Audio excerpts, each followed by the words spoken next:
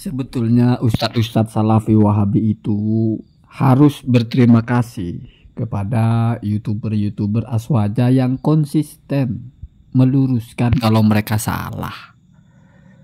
Kenapa begitu? Karena kalau tidak diluruskan lalu diikuti, alangkah ruginya mereka. Menyesatkan orang nggak merasa. Oke, misal masalah kunut, mereka tidak mau berkunut, oke, nggak ada persoalan. Mereka tidak mau talafut bin niyah, nggak ada persoalan, nggak wajib juga. Hatta mereka nggak mau maulidan pun nggak apa-apa, nggak wajib maulidan itu. Mereka nggak mau tahlilan ya nggak apa-apa. Mereka mau jenggot sampai 7 meter ya silakan. Mau cingkrang silakan. Mau hitam semuka-muka silakan. Nggak masalah itu.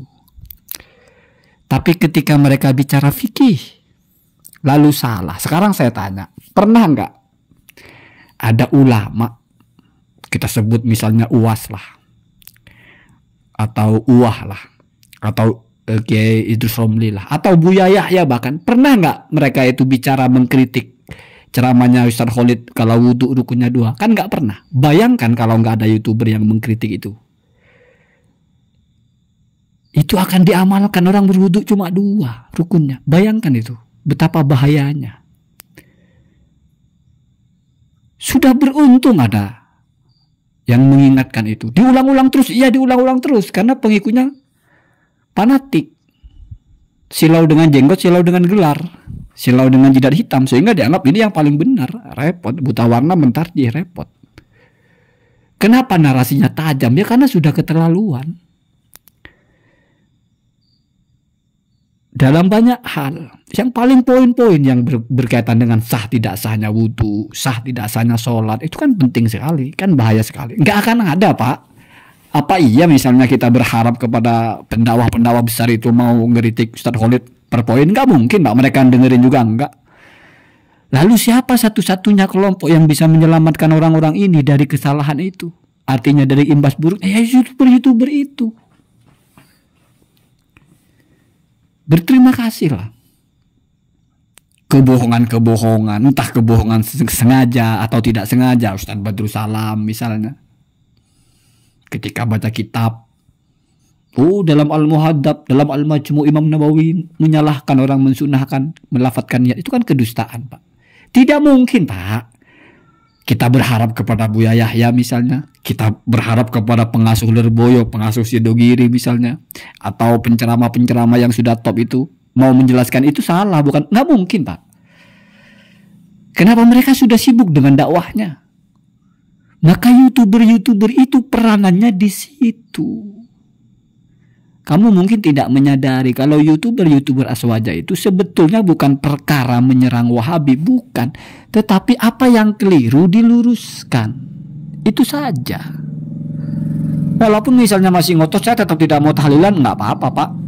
Nggak meninggalkan kewajiban juga Anda tidak tahlilan. Saya tidak mau maulidan, nggak apa-apa, Pak.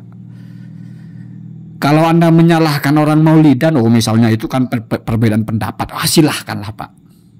Nanti berhitung saja. Anda menyakiti orang-orang itu, mengatakan mereka ahli bid'ah padahal bukan, ya itu tidak terlalu krusial. Anda mengatakan kunut bid'ah, ya ada yang sebelum Anda yang mengatakan begitu, bebas kalau masalah itu. Tapi bicara masalah ilmu berkaitan dengan fikih, berita-berita yang keliru yang Bapak sampaikan yang sudah hitam putih itu pun gak akan ada, Pak. Ulama-ulama besar itu menanggapi bapak-bapak ini. Kenapa? Karena bapak-bapak ini kan penceramahnya ceramah di masjid-masjid.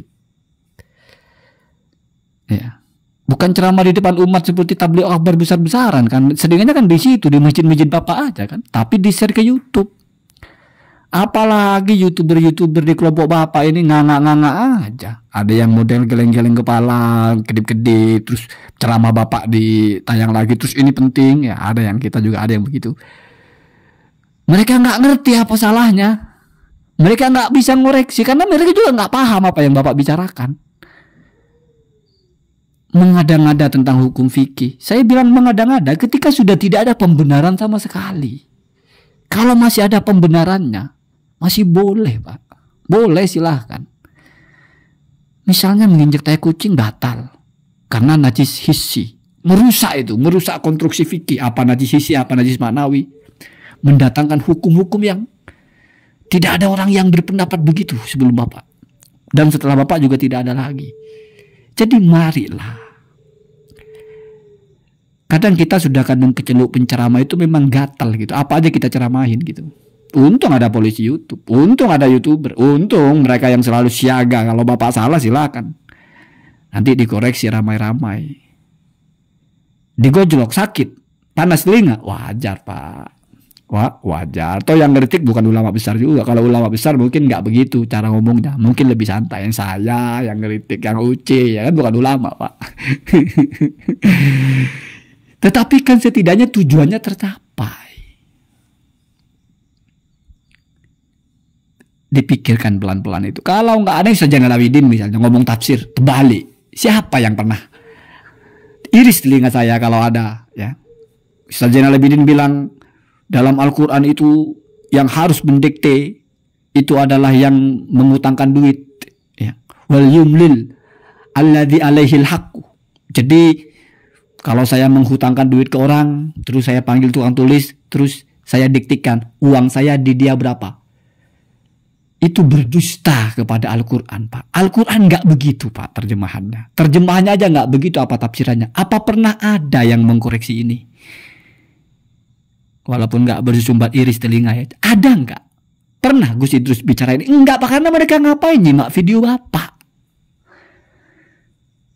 Ngapain?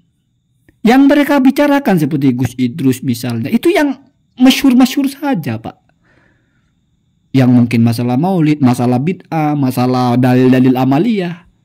Di mana ya wajib juga enggak, walaupun Bapak tidak mau ya enggak ada persoalan. Tapi Bapak salah menafsirkan Al-Quran, salah merepresentasikan kitab ulama. Imam Nawawi membid'ahkan orang mengusap muka, Ibnu Hajar membid'ahkan imsak dan sebagainya. Itu enggak ada Pak yang mengkritik Bapak. Enggak ada, YouTuber aja yang mengkritik Bapak. Jadi berterima kasihlah ya. Setidaknya kasih tahulah kepada jamaahnya, ada ceramah-ceramah saya yang mungkin salah-salah, ya silakan. Ada orang-orang yang sering mengkritik, itu gentle itu Pak, namanya keren itu. Berat, ya berat Pak, berat. Keceluk doktor, udah maha sempurna, udah pernah ngeklaim sumpah-sumpah, bahkan saya belajar 4 madhab. Tiba-tiba yang paling dasar salah, berat, memang berat Pak. Tapi lebih berat kalau Anda tidak mengakui itu salah. Lebih berat konsekuensinya. Jangan korbankan hanya demi ya gimana cerita. Karena kita sudah dokter, kita sudah alim, sudah paling sesuai Nabi kok. Gagal di bagian yang itu gitu loh. Tetapi itu kan kenyataan Pak. Bapak keliru. Apalagi misalnya pernah berkata saya siap dikoreksi, siap merevisi. Seorang ulama itu siapapun, jangankan Bapak, ulama saja itu salah, itu biasa. Tetapi biasanya mereka kesalahannya itu adalah sesuatu yang rumit Pak. Nggak kayak gini salahnya. Ini bukan kesalahan ulama ini. Ya kesalahan aja ya. Mana ada ulama rukun wudhu aja nggak tahu ulama apaan begitu. Selupa-lupanya Pak, masa aja lupa rukun wudhu. Setahu saya lagi. Aras makhluk apa bukan? Nggak tahu, wallahu alam. Apa begitu? Jadi mari. Ya bukan hanya Bapak, Ustaz Zainal Abidin lah, Ustaz Firanda atau siapa itu. Ketika kesalahan-kesalahan yang tidak bisa dibela lagi, itu sudah lepas Pak Anda golongan siapa. Mau Wahabi lah, mau Salafi, mau Albani, mau Bin Bas, nggak ada urusan.